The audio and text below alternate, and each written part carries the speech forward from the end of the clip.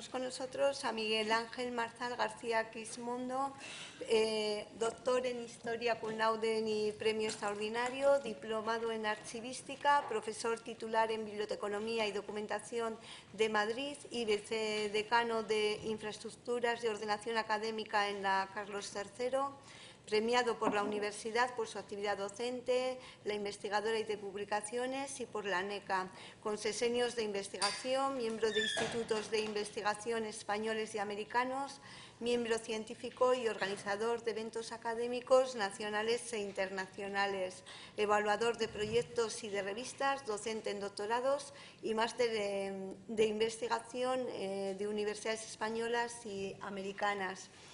Asesor científico en bibliotecas universitarias y director y miembro colaborador en proyectos de investigación y +D+D. Autor de monografías y artículos de revista y ponente invitado en numerosos congresos nacionales e internacionales y también en el nuestro. La ponencia tiene como objetivo presentar la hipótesis del proyecto de investigación Boremetur. Muchas gracias. El currículum lo ha hecho mi abuela, por eso parece que es otra cosa, pero nada, no pasa nada. Primero, el agradecer mucho, nobleza académica obliga, la invitación de Elena para llegar acá y hablarles a ustedes, exactamente lo mismo a todos quienes están en el equipo de organización del Congreso, a quienes felicito muy encarecidamente, sobre todo porque la apuesta de traerme aquí pues es siempre importante, ¿no? Después del día de ayer, pues me dije como aquella canción de la movida madrileña, ¿verdad? ¿Y qué hace un chico como yo en un sitio como este? De manera que efectivamente, tal como diseñé mi comunicación aquí al Congreso, pues lo que quise es ver cuál pudiera ser mi plusvalía. Es indudable que yo no soy museólogo, no me dedico a los museos, curiosamente no soy bibliotecario, aunque sí formador de ellos. Y entonces lo que quise hacer fue como aquel disco absolutamente estupendo de un gaitero Evia que se llamaba Del otro lado. El ofrecerles, en este caso, la mirada de alguien que indudablemente ustedes se tienen que entender en un momento determinado, que es el profesor universitario. Yo, por mi formación diplomado de archivística, pues efectivamente tengo muchos compañeros en la profesión y siempre cuando nos reunimos para trabajar alguna cosa siempre me dicen lo mismo, ¿no? Dice, es que ahora tú eres el doctor, pero nosotros somos los practicantes, ¿eh? Entonces, bueno, pues ya estamos todos perfectamente colocados. Entonces, lo que he querido hacer con esta intervención es que vean ustedes en un momento determinado, desde el punto de vista de la investigación, qué potencialidades o cómo nos estamos acercando en un momento determinado para que los museos y sus colecciones se conviertan en un objeto de investigación y tal como está diseñado el proyecto Boremetur, pues queda perfectamente manifiesto. Ese va a ser mi objetivo. Véanme ustedes en este caso, por lo tanto, del otro lado, y cómo me estoy acercando a lo que hacen ustedes. Les pongo también, en este caso, en la ficción de que somos un equipo de investigación y, por lo tanto, cuáles son las fases en las que nosotros pasamos en el método científico para realmente llevar a cabo esa investigación, que te la aprueben, que es importante, otra cosa es que te la financien. Y finalmente pues llevarla a efecto. Primero es identificar si hay algún problema, lógicamente. Bueno, pues miren, ustedes están del otro lado, yo les digo del mío. Nosotros, ¿qué es lo que vemos? En tanto que investigadores en un momento determinado, es decir, hay toda una serie de profesionales, unas unidades, en este caso que custodian un patrimonio y también unos centros de documentación que de alguna manera, por lo tanto, lo difunden y lo comunican. Para nosotros, desde el punto de vista como investigadores, ¿qué es lo que nos está llamando más la atención y lo que nos está haciendo que digamos que los museos, sus colecciones y los profesionales puedan convertirse en un oscuro objeto de deseo? La primera es efectivamente la identificación absolutamente manifiesta de cómo la web a lo que está caminando indudablemente es a poner en absoluta plusvalía lo que es la visualización.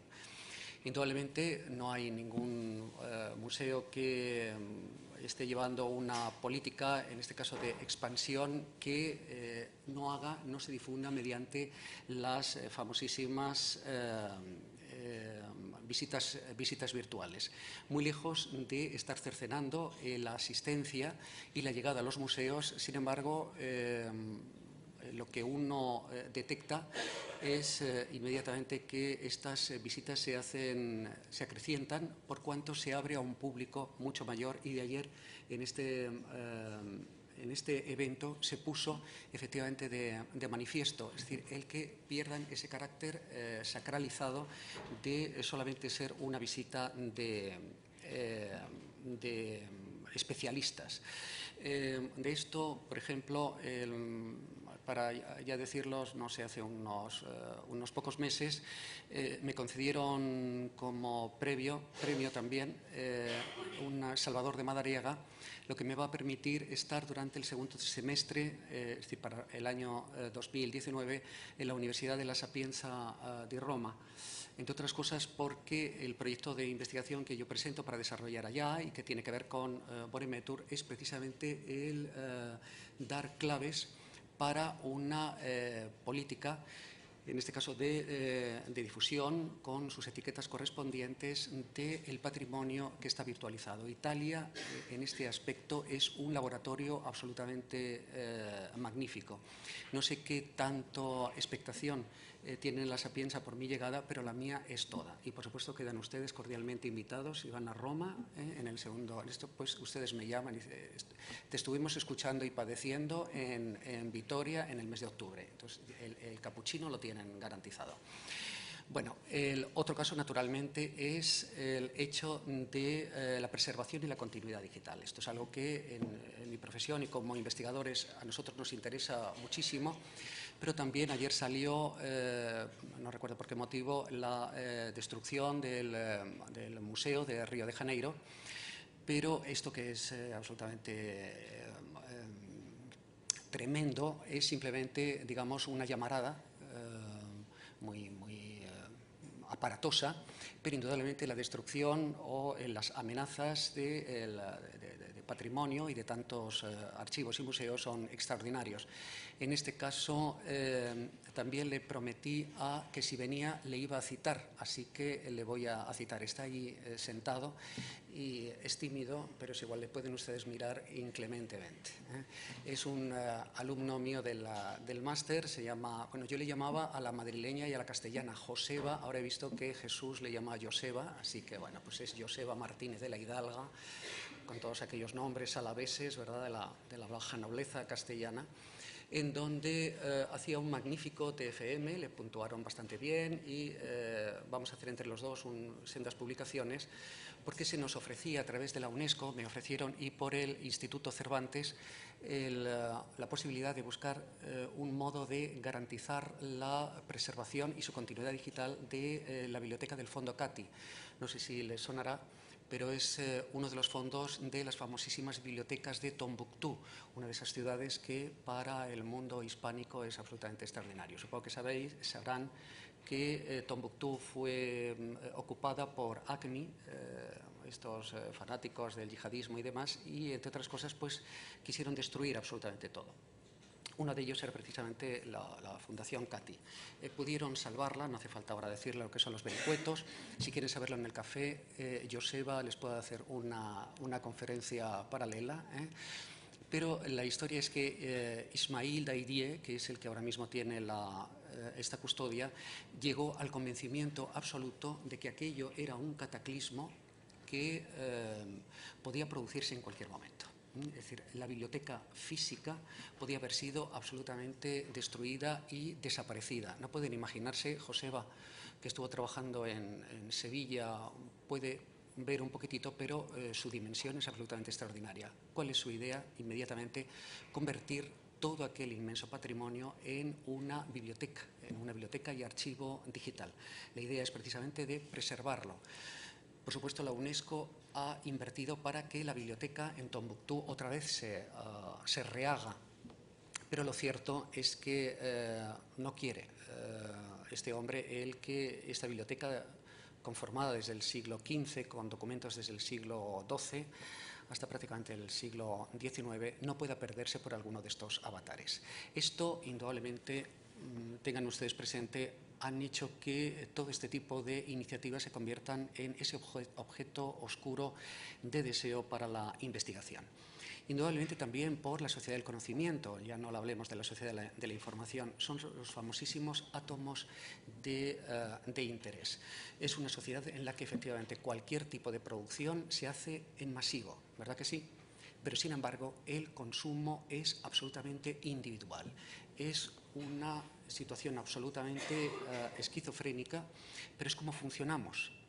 De manera que, por lo tanto, ahora cuando se editan, las cosas se hacen en grandes paquetes, insisto, de información masiva, pero con la idea de que prácticamente nosotros lo estamos conformando como si fuera un precioso mosaico romano, disculpen, pero estoy ya con la mirada allá, en donde cada una de las teselas, ¿de acuerdo?, no tienen significado por sí mismas, solo si efectivamente conforman parte de un todo. Indudablemente ayer salió, tampoco recuerdo muy bien por qué, si la tecnología era buena, era mala y demás, y si se generaba o no generaba conocimientos.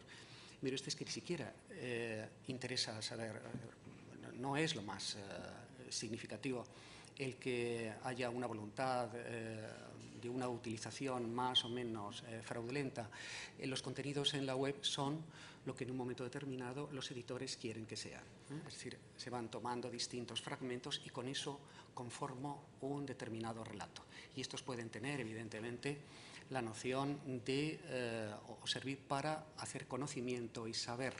Tengan ustedes presente que en web son dos cosas completamente distintas, cuando nosotros conocemos y cuando sabemos.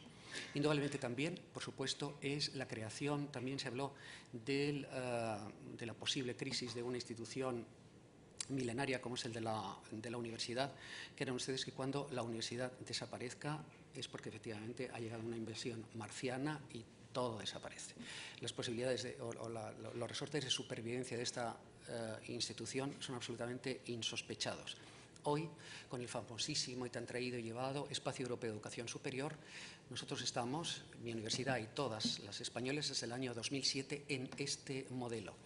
Tengan ustedes presentes que cuando se habla del modelo de competencia no se dice así al buen albur, ni muchísimo menos. Significa y debe significar algo. Una de las cosas en las que cuando se hizo la instauración, por ejemplo, en mi universidad, que lo viví en vivo y en directo, vamos a hacer un modelo competencial, es decir, ¿y esto qué es, no?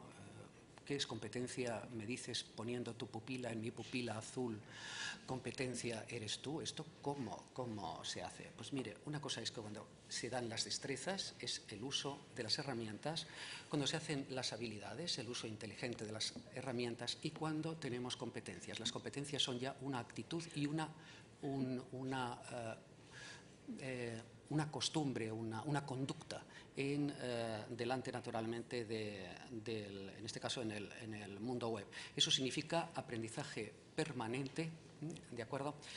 Y porque es lo que nos exigen, y una de las cosas en las que nosotros estamos viendo es que para garantizar que nuestros alumnos sean efectivamente competentes, tenemos que garantizarle, de hecho, no sé si alguno se ha graduado recientemente, pero por ejemplo ahora cuando la próxima promoción en junio del año 2019 nosotros vamos a hacer una serie de graduados en la universidad, y lo que se dice de una manera perversa, por eso que vean ustedes cómo las universidades estamos dispuestas a sobrevivir muchísimo, se dice que esta persona es graduada en Derecho, esta persona es graduada en Ingeniería Biomédica en junio del año 2019 por el Rey de España y la Universidad Carlos III de Madrid, pero attention please, detrás viene el suplemento de título y se dice, conforme al currículum académico, nosotros garantizamos, la Universidad Carlos III de Madrid garantiza que es competente en esto y en esto otro. Y esto es lo que nos van a distinguir de otras universidades, puesto que tenemos que sobrevivir y tenemos que competir las unas con las otras. Pero Si por cualquier razón esta persona accede al puesto de trabajo en el año 2025 y desde su graduación 2019 al 2025 no hay nada, atención chato, es tu problema y no nuestro problema. Nosotros certificábamos tu competencia hace 6 años. Si no has hecho nada, cuando el modelo te hace que sea de aprendizaje permanente, esto empieza ya a ser cosa tuya. ¿Por qué les digo todas estas cosas? Porque en web hoy gran parte de los contenidos indudablemente son imagen. Es como está evolucionando y evidentemente todas las materias de todas las carreras, si no se hacen a partir de una inoculación sensata, inteligente de realidad virtual y realidad ampliada o aumentada, no se hace.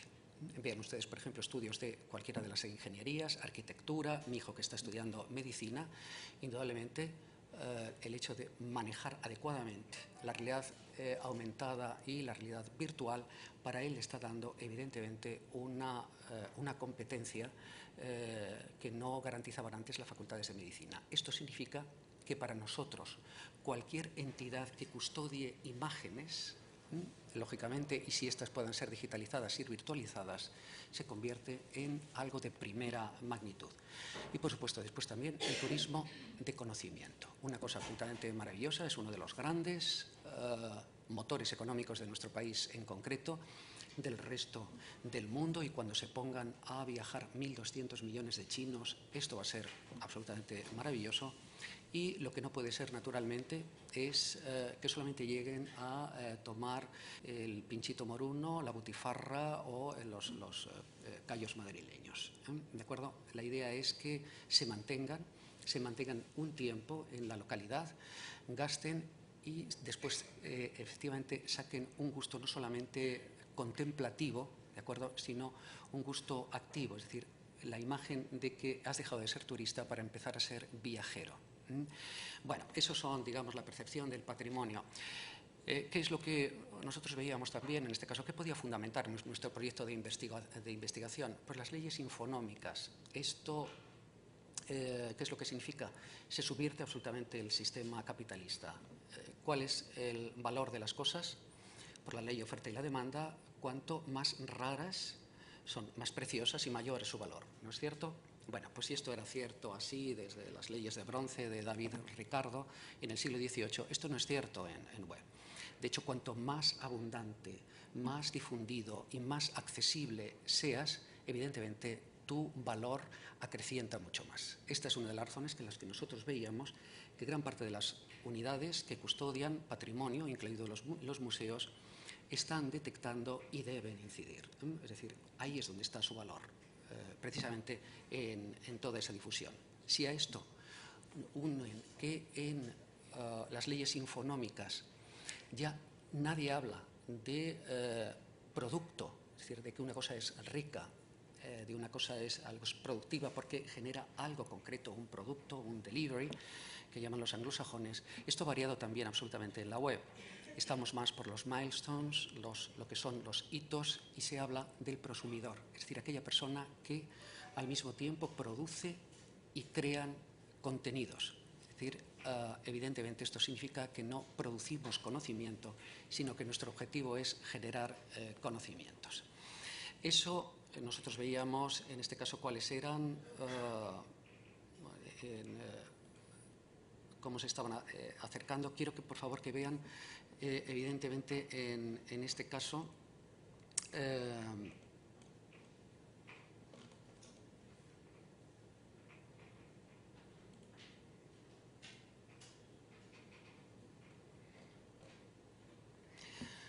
bueno, por ejemplo, lo que son distintas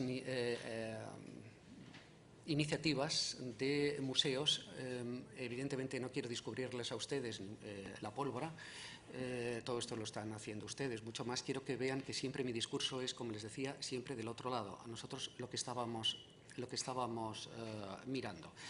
Una de las cosas es efectivamente la idea de crear esa realidad virtual, realidad aumentada, que permita el entrar a los museos y que una visita no sea ni muchísimo menos de forma pasiva, sino lo que te obligue o lo que te permita es tener una sensación absolutamente de que estás allí. Vean ustedes mi manía persecutoria, de nuevo, para eso es por lo que voy a la Universidad de La Sapienza de Roma. Es evidentemente el que las colecciones te permiten hacer una visita, ni siquiera es una app, sino que realmente el museo te está virtualizando y te está creando una realidad aumentada para que tú lo visites e interactúes con él. E indudablemente esto para nosotros, con esto son muy abundantes las prácticas que hago con los alumnos. Quiero que vean también otra de las cosas que a nosotros nos interesaba muy poderosamente, que ayer comentaban que existían. Evidentemente, por ejemplo, es el Brooklyn Museum, que a mí me gustaba extraordinariamente. Vean ustedes las fichas, que les he visto a ustedes extraordinariamente, pero vean ustedes en este lado que es el ATTAC. Ayer, hablando con Concha, me dice que es un museo nacional de Cataluña, lo tienen. Lo cierto es que para nosotros, desde el punto de vista de los investigadores, esto nos es absolutamente extraordinario. El hecho de que el visitante, ¿de acuerdo?, sea factual o bien sea en red, indudablemente tenga la posibilidad de hacer su propia etiqueta. Es decir, ¿cómo etiquetaría? ¿Cuáles son para mí las palabras? La palabra clave, el término que puede identificar esta imagen. Indudablemente lo que hace es, se amplía mucho el nivel de usuarios, las búsquedas se hacen mucho más rápidas, quiero decir, más flexibles, pero desde el punto de vista de nosotros como investigadores. Para nosotros esto, ¿qué es lo que quiere decir? La idea de que de alguna manera se está planteando una folsonomía, ¿de acuerdo? Pero esto tiene auténticamente problemas. Es una forma de entrar a la hora de etiquetar semánticamente estos contenidos, el lenguaje natural, que está absolutamente bien, pero que tiene muchas impertinencias. De manera que, por lo tanto, a través de todos estos elementos, nosotros notábamos la necesidad de la existencia de un vocabulario o de herramientas que pudieran transformar en un momento determinado estas etiquetas del lenguaje natural a un lenguaje, a un vocabulario, si quieren ustedes, más disciplinados. A partir de ahí es cuando entramos en comunicación con la gente del Instituto de Terminología de La Haya. Uno de ellos fue que es cuando conocí a Elena en un curso en Nájera, precisamente, en donde se veía que uno de los principales puntos era precisamente la creación de este tipo de vocabularios que permitiesen la entrada del lenguaje natural, ampliando indudablemente, por supuesto, las colecciones, para caminar con unos puntos, ¿no?, unas intersecciones para caminar hacia los tesauros. De hecho, se ponían, creo que está por ahí, sí, María Luisa, vinieron gente del Museo del Prado, precisamente para hablar la experiencia del tesauro.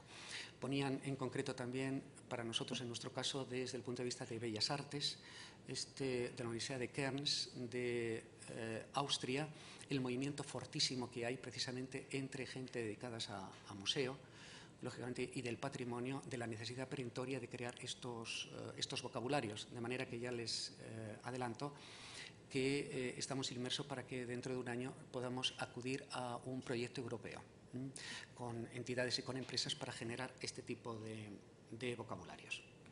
Bueno, esto es lo que veíamos del Rijksmuseum. Efectivamente, en cuanto a reutilización, creo que ya vi que lo controlaban, lo veían perfectamente, tiene todos los datos abiertos. A nosotros lo que nos llamaba extraordinariamente la atención como investigadores es el hecho de que efectivamente en el Rijksmuseum las obras están fragmentadas con esos átomos de interés.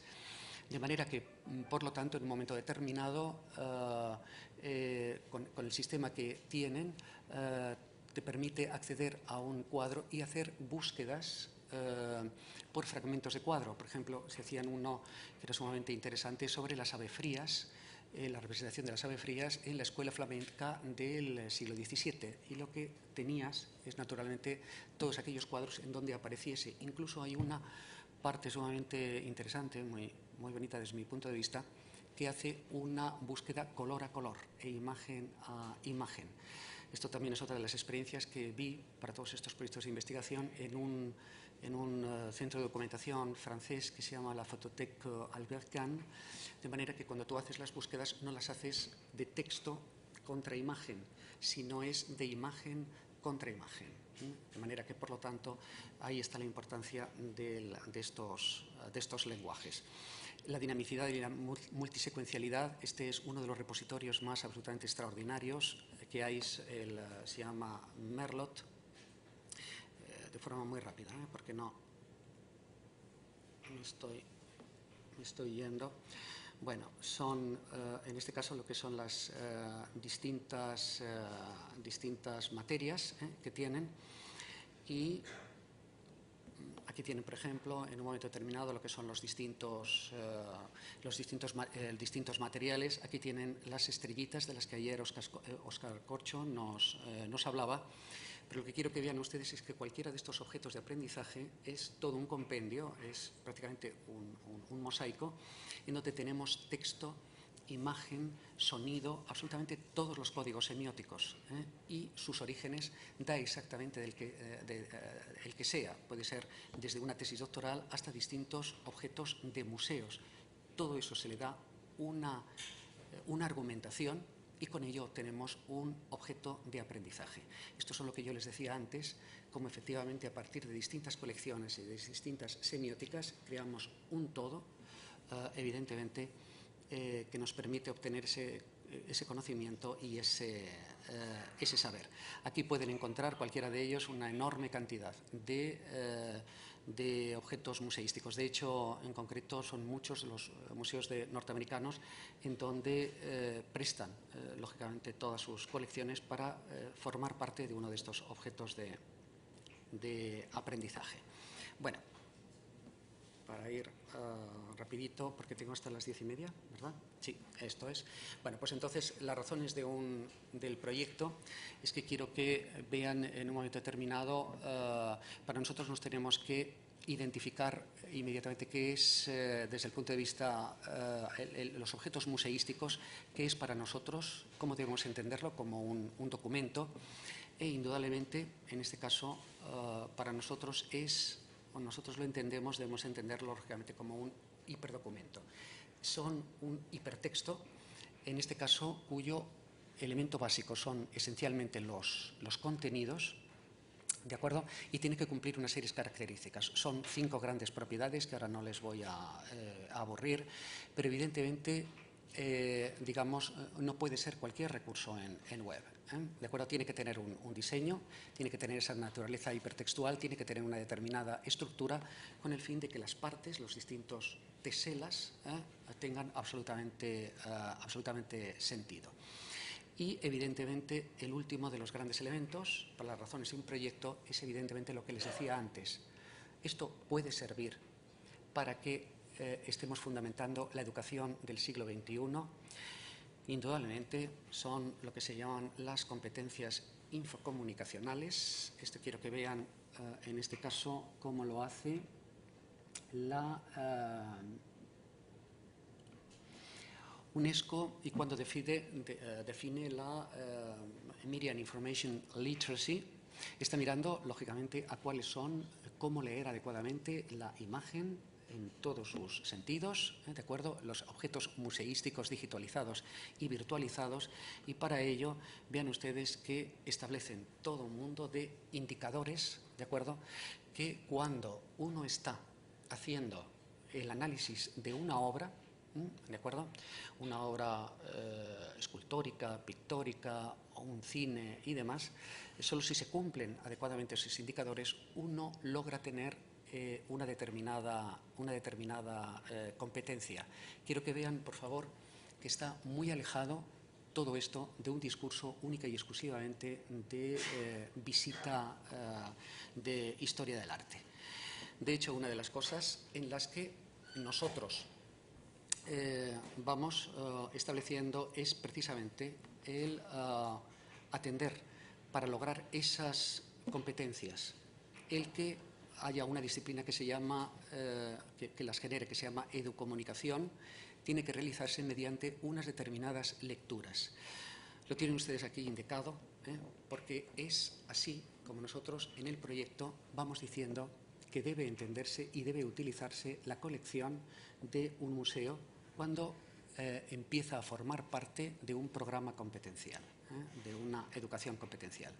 Tenemos desde la lectura figurativa y tienen la estética, que es hacer una lectura exclusivamente desde el punto de vista de historia del arte, una alfabetización ilustrativa, que es cuando se aplican los guiones que se hacen en periodismo y en comunicación audiovisual, pero después tienen la mediática, que es cuando ya se aplican los indicadores de Media Literacy que acabo de enseñarles por la UNESCO, pero tenemos la lectura icónica, que son a partir de unas fichas que ahora ya no me dará tiempo a enseñarle, que se les enseña a los alumnos ahora a hacer desde gramática, sintaxis, en este caso de lo que es la imagen, para llegar a la lectura visual. La ACRL ha sacado desde el año 2011 lo que se llaman las normas para la visual literacy, es decir, todas aquellas cosas que facultan a una persona a que sabe leer comprensivamente lo que es la imagen. Bueno, de forma... perdón.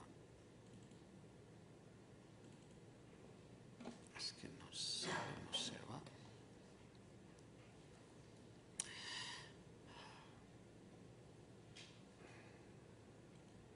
Bueno, me sale esto. Ya está.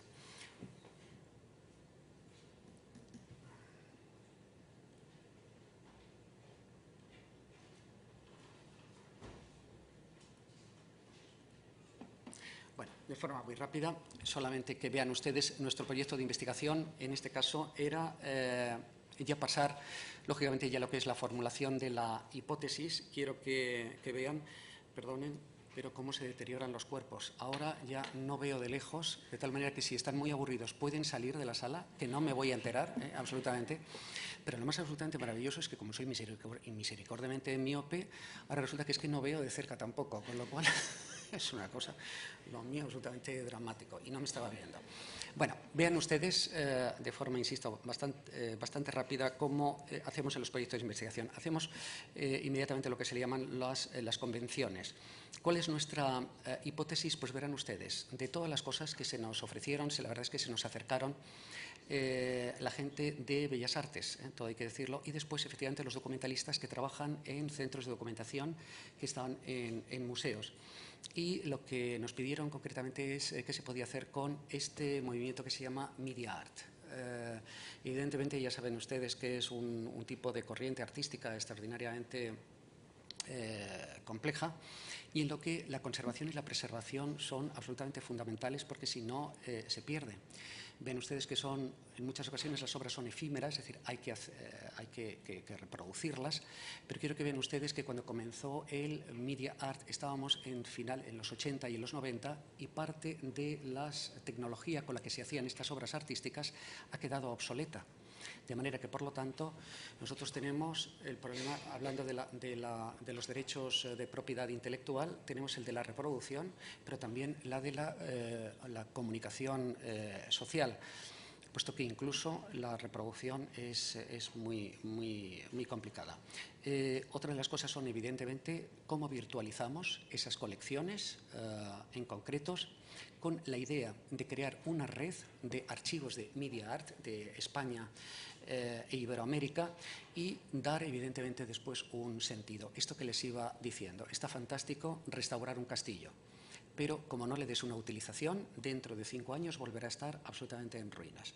Y evidentemente todo esto se hace naturalmente dándole una dimensión educativa, la metaliteracy, esto que les he estado diciendo antes, y evidentemente el turismo del conocimiento. Estas son las razones por las que nosotros justificamos que el proyecto pudiera ser interesante. ¿Cuál es el objeto?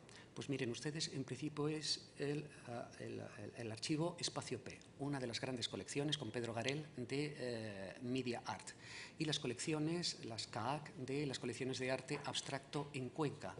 Fueron 2 proyectos iniciales que para nosotros fueron de alguna manera nuestros hitos. La idea, evidentemente, el objeto es crear un mapa de estas colecciones y hacer un proceso técnico, precisamente para garantizar su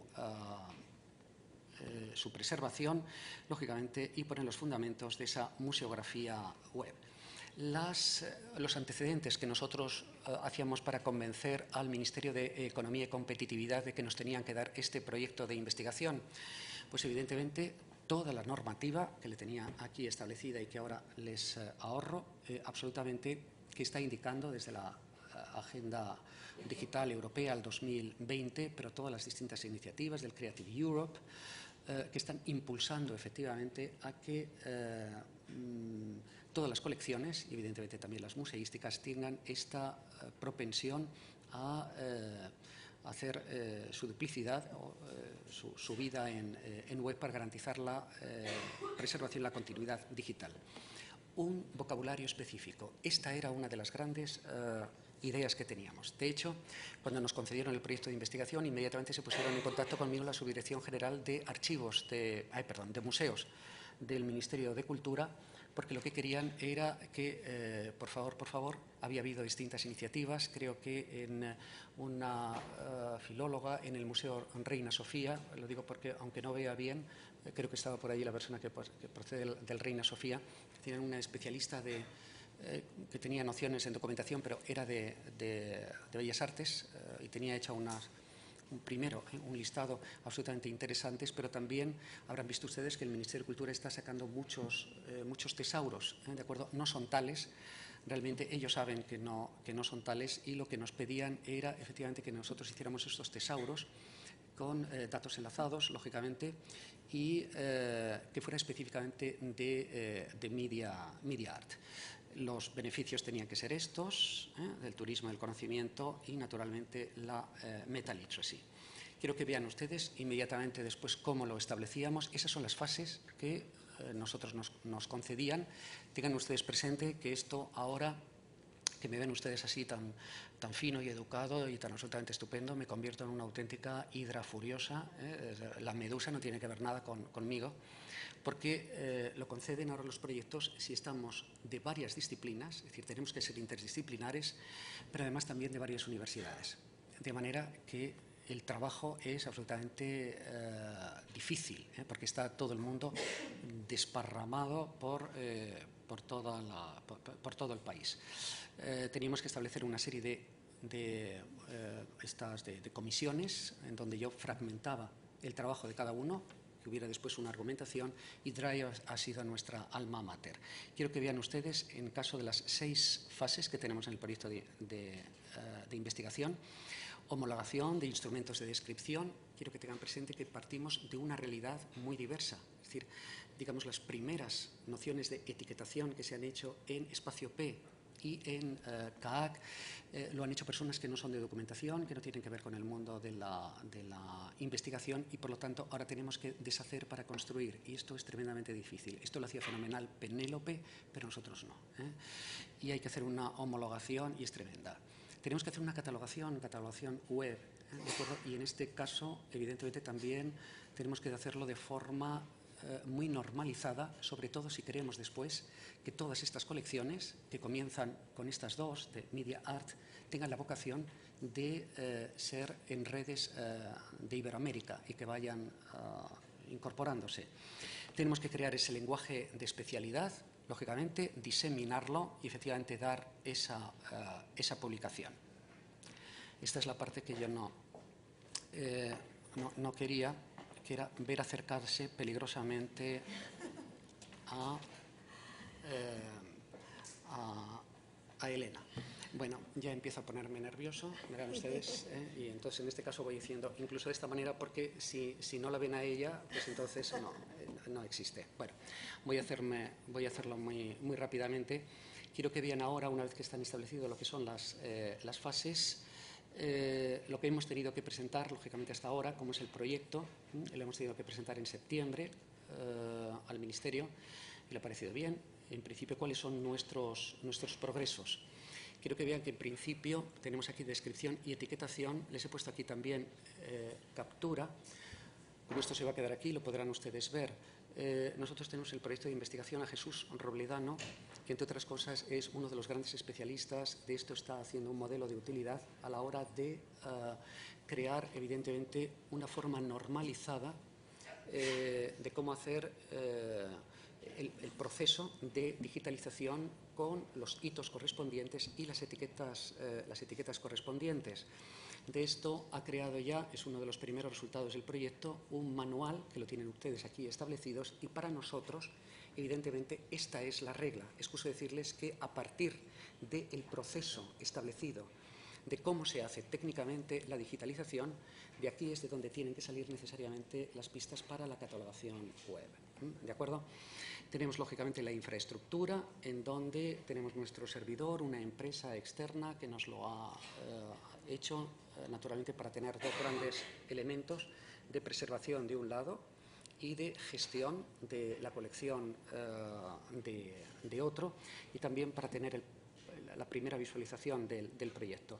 Y, evidentemente, una taxonomía de media art, puesto que es la que va a dar toda la imagen, evidentemente, de un vocabulario específico para media art, como evidentemente una de las grandes consecuencias. Y, por supuesto, naturalmente, la visual literacy con ese proyecto. Las acciones que quiero que vean, en este caso, son única y exclusivamente la acción 1, son los elementos infraestructurales. Nosotros cómo hemos ido generando, cómo hemos ido disciplinando y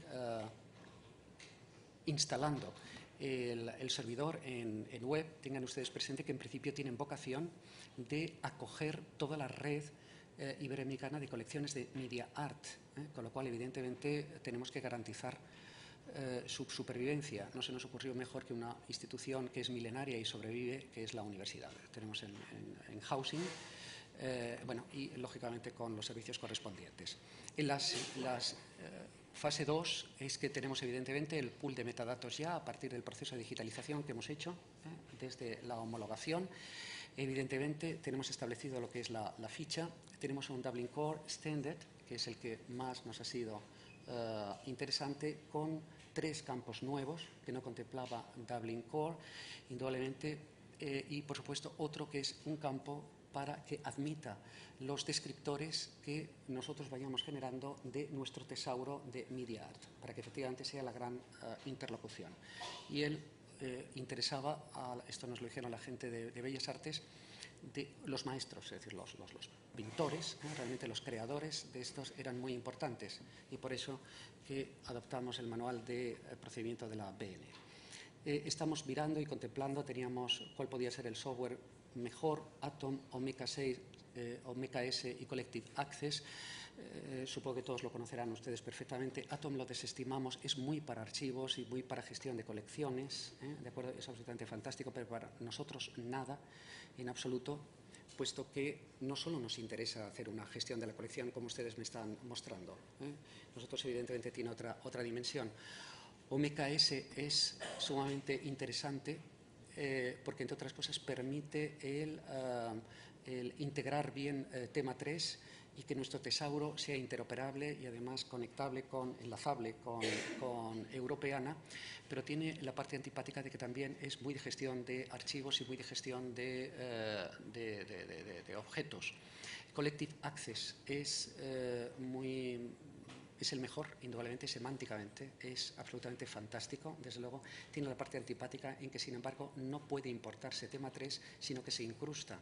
Está bien, no pasa nada, pero este es un problema que tenemos. Elena, voy no solamente allegro Manon Tropo, sino que ya en este caso el mío va a ser el cóndor pasa, absolutamente. Solamente que vean, por ejemplo, también en lo que son los tesauros, la selección de fuentes terminológicas que nosotros tenemos. Hicimos un barrido de todo el planeta, hicimos también pequeñas de todos los tesauros que hay de arte. Generamos, lógicamente, unos criterios de selección para ver cuáles podían ser aquellos que más tuvieran que ver con nosotros, teniendo presente que no vamos a hacer indudablemente una importación de descriptores. Nuestra plusvalía es crear precisamente un lenguaje específicamente para media art. Y una de las cosas que a nosotros nos interesaba en este caso es, evidentemente, cómo conformar esto, puesto que va a ser muy enlazable y efectivamente semántico. Quiero que vea que dediqué un trabajo de fin de máster a hacer una taxonomía sobre media art, pero realmente después lo que nosotros nos hemos encontrado es que Getty, la arquitectura no nos va a ser muy extraordinariamente útil, pero sí su primera taxonomía. Y quiero que vean en este caso uno de los tesauros de arquitectura de Cataluña, en este caso que a nosotros nos interesaba extraordinariamente porque ellos, a partir de esto, hacen una interpretación de lo que serían las grandes taxonomías del Getty. ¿Nos parecen bien? ¿Nos parecen mal? No nos parecen muy bien, sinceramente se lo digo, y en el trabajo fin de máster quedaba perfectamente claro, pero si queremos ser enlazables y si queremos ser interoperables, no nos queda otra. Es decir, no podemos hacer tampoco un vocabulario solo para media art y para la colección iberoamericana. Bueno, simplemente que vean, no, perdón, esto no hace falta absolutamente y ya son las últimas cosas, solamente que quiero que vean ahora mismo, y ya me estoy despidiendo, esto es como nosotros vamos a tener nuestro portal de contenido, ¿de acuerdo? Aquí tienen puestos en este caso cuáles son, evidentemente a lo que nos estamos dedicando, pero ustedes estas cosas que me ponen absolutamente nervioso, porque aquí es donde tenemos que empezar ya a salir a público y manifiesto, porque hasta ahora lo estoy haciendo todo por nocturnidad y alevosía, ¿de acuerdo? Ustedes me tienen que creer, pero a partir de dentro de 91 días la cosa varía. Estarán ustedes, lógicamente, informados, ¿de acuerdo? Bueno, y estamos con lo de las taxonomías de las multialfabetizaciones. Esto también está siendo muy interesante. De hecho, vengo de América, llegué el lunes por la mañana, por eso tengo jet lag ahora mismo, así que no solamente por mi miopía, es que no me iba a dar cuenta que ustedes se van, porque no vivo. Pues esto también es otro de los grandes elementos del proyecto. Estos son los desarrollos futuros, que ya se lo he ido diciendo absolutamente, y esta es la transparencia que estaba esperando con absolutamente fruición mi querida Elena. He puesto, gracias por la atención, pero sobre todo por la beatífica atención. Muchas gracias.